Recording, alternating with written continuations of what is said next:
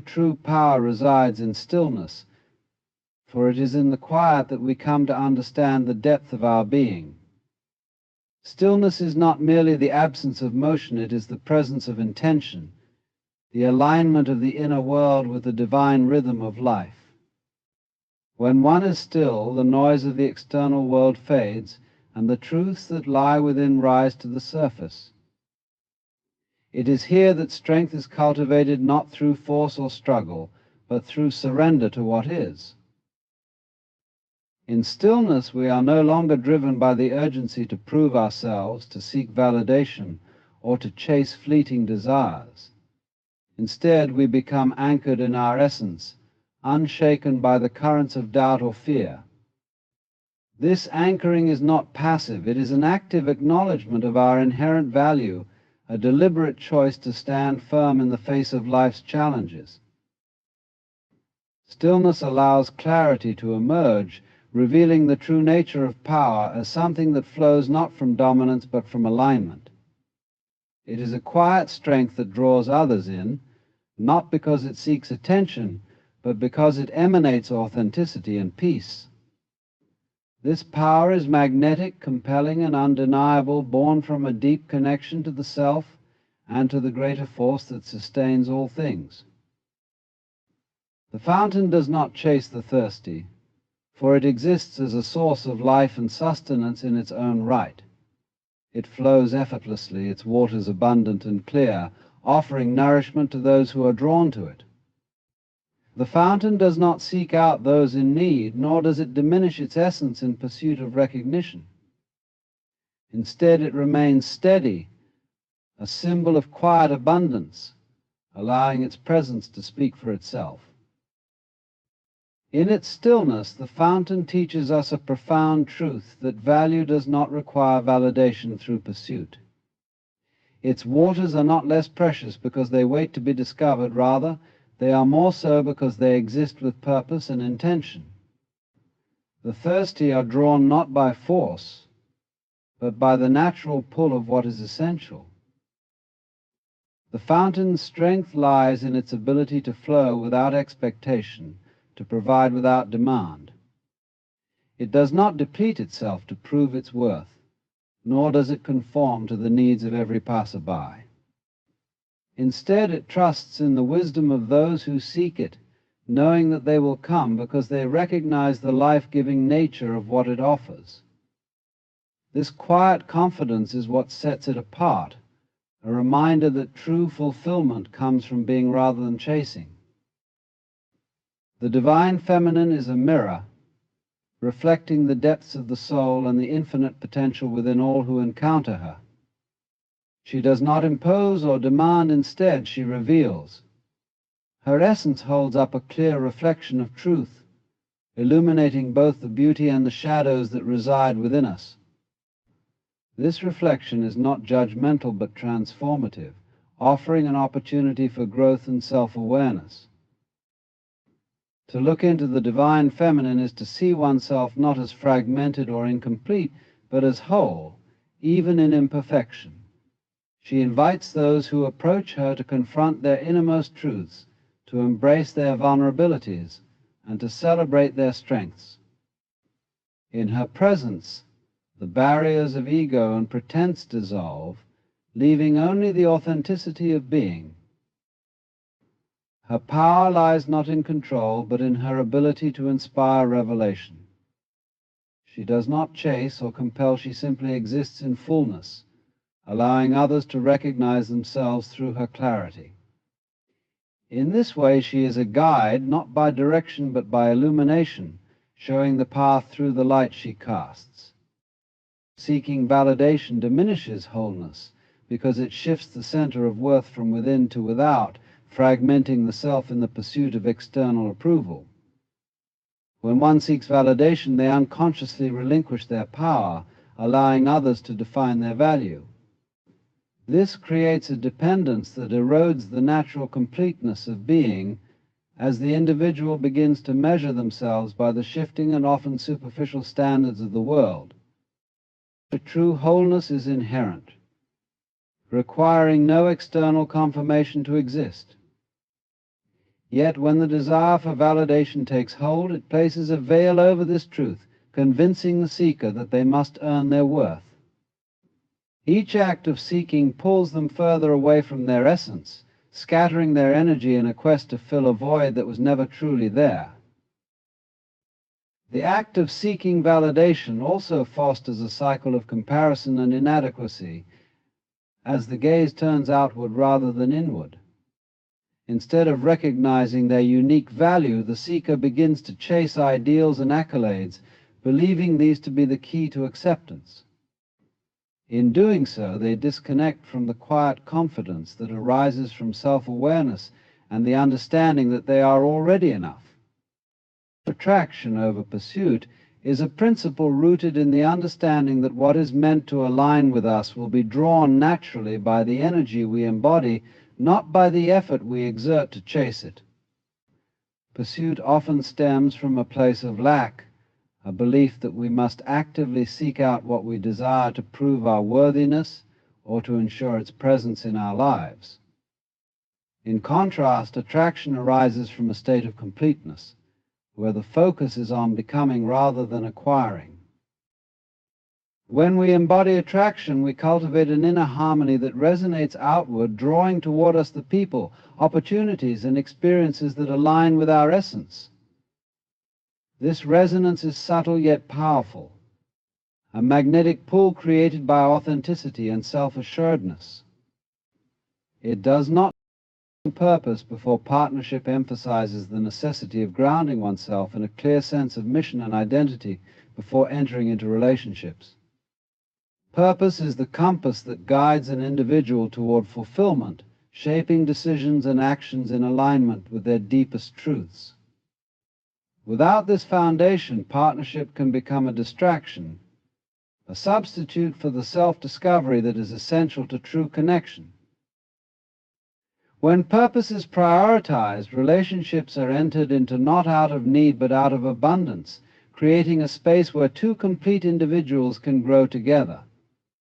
Purpose provides direction, ensuring that the partnership serves to complement rather than overshadow the journey. It becomes a safeguard against losing oneself in the dynamics of love, allowing both individuals to remain rooted in their unique paths. To neglect purpose in favor of partnership is to risk misalignment, where the relationship may hinder rather than enhance personal growth. It invites a cycle of dependence, as the absence of purpose leaves a void that no partnership can fill. But when purpose comes first, it brings clarity and intention to relationships, ensuring they are built on mutual respect, shared values, and a deeper understanding of one another's roles in the broader tapestry of life. Energy is sacred because it is the essence of life itself, flowing through every thought, action, and interaction. It is the most precious resource we possess, shaping our experiences and determining the quality of our existence. Like a river, it has the power to nourish and sustain, but it can also be drained or polluted if not respected and protected. To understand that energy is sacred is to recognize that it should be guarded with the utmost care, for what we allow into our lives and what we give directly impacts our well-being. Sacred energy is not to be squandered on the trivial or the unnecessary. It requires conscious cultivation and discernment. When energy is expended without intention, it leads to depletion and exhaustion. Yet when it is channeled with purpose, it becomes a transformative force that elevates not only the individual but also those they come into contact with. Every word spoken, every thought entertained, and every emotion felt radiates outward, influencing the world around us. Energy is sacred in its ability to connect us to the divine, to our purpose, and to one another. It is not something to be given away carelessly, but something to be shared with discernment, in alignment with what is true and nourishing. Those who understand the sacredness of their energy do not allow it to be consumed by negativity or toxicity. They protect it, replenish it, and direct it toward that which aligns with their highest good. The natural order of harmony is the subtle and profound understanding that life unfolds in a rhythm far beyond our control, a divine balance that exists in all things. It is the way the seasons change without force, the way the tides flow without question, and the way nature creates, destroys, and renews itself in a continuous cycle. This order operates in the background of all creation, an unseen thread weaving together the entire fabric of existence.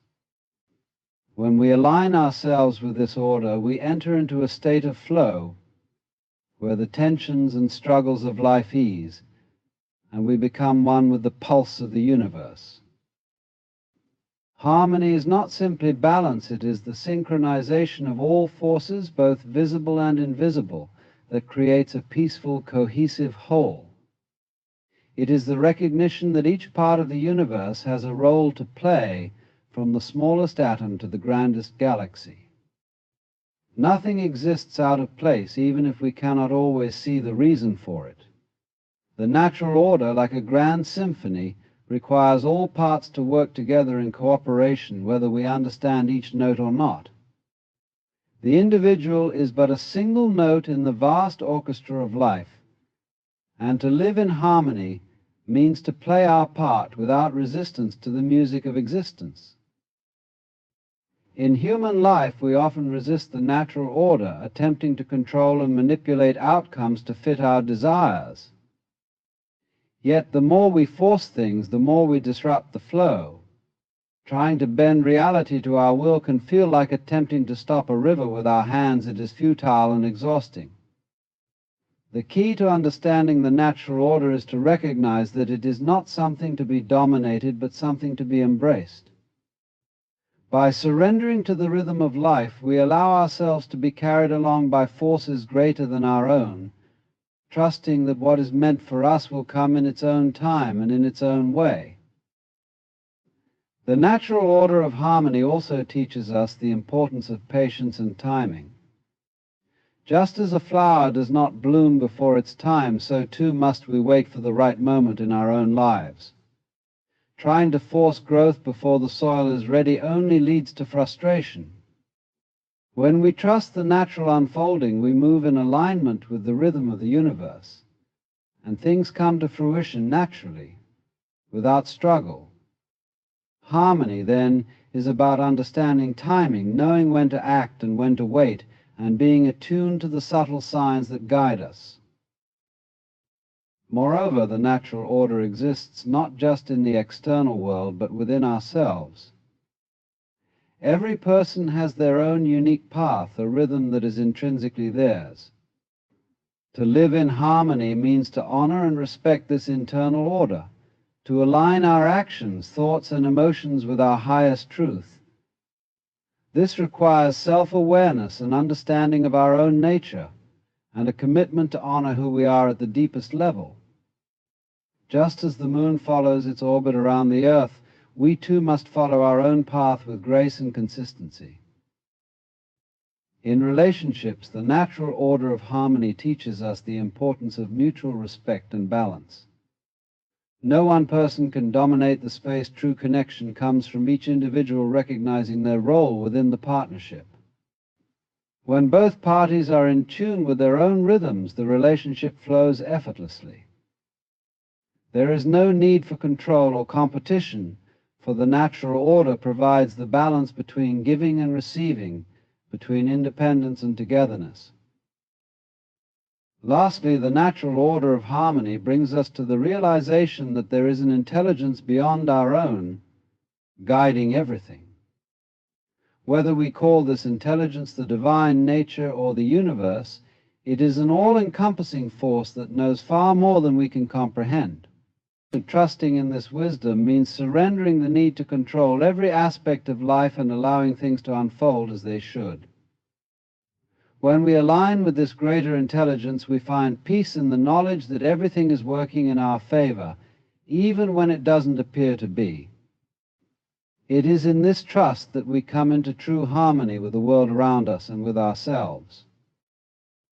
A queen does not step off her throne because her position is not defined by physical proximity or constant movement, but by the strength of her presence and the clarity of her purpose. Her throne is a symbol of her inner sovereignty, an embodiment of her commitment to herself, her values, and her mission. A true queen knows that her power is not something to be earned or taken from her, but something inherent that flows from within. It is not about dominance or control over others, but about a quiet confidence and dignity that remains unwavering, regardless of the circumstances around her. Stepping off the throne implies a departure from one's true self, an attempt to lower oneself in order to meet others at their level. But a queen does not diminish her value or her essence in the face of others' expectations or behaviors. Instead, she remains steadfast in her truth, knowing that her worth is non-negotiable and does. Additionally, a queen does not step off her throne because she has learned the art of self-sufficiency. While she may walk alongside others, she knows that her happiness, fulfillment, and sense of purpose are not dependent on anyone outside of herself. Her throne represents the place where she is whole, centered, and at peace with who she is. She does not seek to complete herself through another person, but rather recognizes that she is already complete as is. Only when two complete individuals come together can a relationship be truly harmonious. And this is the kind of union a queen seeks. She will never lower herself to fit into someone else's life. She will only invite those who are already aligned with their own purpose and values. A queen does not step off her throne because she knows that her life is not a series of random events but a divine journey. She trusts that each step, each challenge, and each relationship is part of a greater design. By remaining on her throne, she demonstrates her faith in the process of life and her commitment to walking in alignment with her highest self. She understands that the universe does not need to be forced or hurried. Everything will unfold at the right time, in the right way. The throne is a reminder that she is not a passive participant, but an active creator of her reality. In all of this, a queen does not step off her throne because she is not afraid to stand in her truth. She does not shrink in the face of adversity, nor does she allow herself to be silenced by the judgments of others. She speaks her truth with grace and courage, even when it is difficult. Her throne is a symbol of the unshakable foundation that she has built within herself, and it is from this foundation that she draws her strength. To step off the throne would be to abandon that foundation, and a queen never abandons herself. Faith over fear is the understanding that fear, though a natural response to the unknown, need not dictate the course of our lives. Fear often arises from the mind's projections, imagining worst-case scenarios that have not yet come to pass. It is an emotional reaction to uncertainty, a temporary sensation that fades when we choose to rise above it.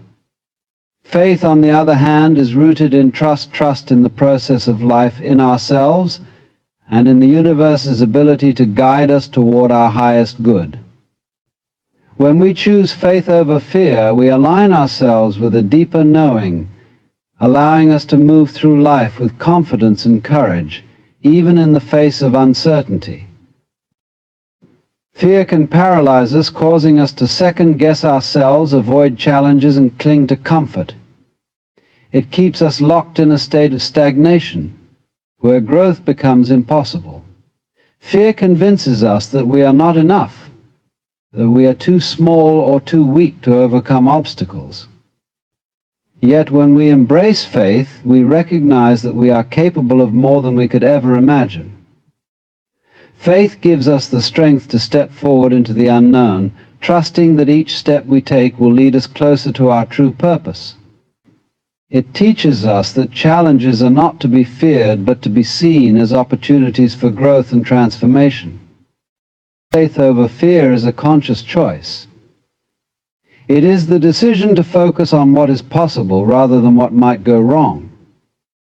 Faith invites us to trust that everything we need to succeed is already within us, and that the universe or a higher power is conspiring in our favor.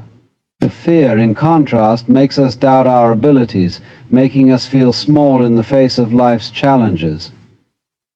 But when we choose faith, we choose to trust that we are equipped with the inner resources to face whatever comes our way. It is in these moments of faith that we tap into our resilience, creativity, and strength. When we prioritize faith over fear, we step into a space of freedom. Fear keeps us bound by imaginary limitations, while faith opens us to limitless possibilities. It allows us to dream big, to envision lives that are filled with purpose and joy, and to take the actions needed to bring those dreams into reality. Fear tells us to stay safe, to avoid risks, to play small. Faith, however, calls us to be bold, to venture beyond the comfort zone, and to trust that the universe will meet us halfway when we take that leap. Faith over fear also means releasing the need for control. Fear thrives in the desire to control outcomes, to predict the future, and to micromanage every detail of our lives. But when we have faith, we surrender to the flow of life, trusting that things will unfold exactly as they are meant to. We let go of the need to manipulate or force outcomes, allowing ourselves to be guided by the wisdom of our intuition and the rhythm of the universe.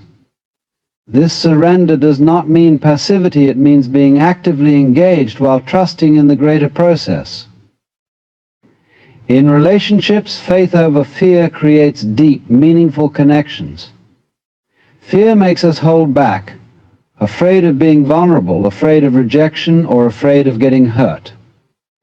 Faith, on the other hand, allows us to open our hearts, to trust others with our authentic selves, and to show up fully without the burden of expectation.